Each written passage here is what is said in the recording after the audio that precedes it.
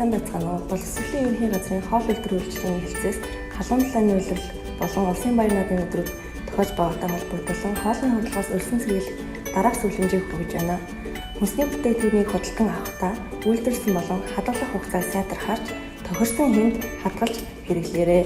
Түүхий болон болгосон хоол хүнсийг тусдан савлаж хадгалж хэрэглээрэй. Гарын ариун цэврийг сайтар сахиж хоол бэлтгэх, мах, гурил, ногооны модыг тусдан байлгах. Хоолыг гүйцэд чанаж болгож идэх, хонсон олыг хэрэглэхгүй байхыг зөвлөж байна. Мөн буцалгаж ариутгаагүй ундны ус болон сүв хэрэглэхгүй байхыг зөвлөж байна. Таны хүүхэд 3-аас дээш удаа шингэн гүйцэх, бөөлжих, халуурах, шинж тэмдэг илэрвэл яаралтай эмнэлгийн байгууллагад хандаарай. Хүүхдэд зуны амралтаа сайхан өнгөрүүлээрэй.